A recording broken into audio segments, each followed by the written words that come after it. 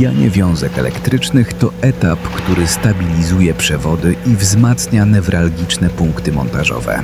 W Starpol proces realizowany jest na urządzeniu Onda Taper, zapewniającym powtarzalny naciąg taśmy i estetyczne wykończenie wiązki.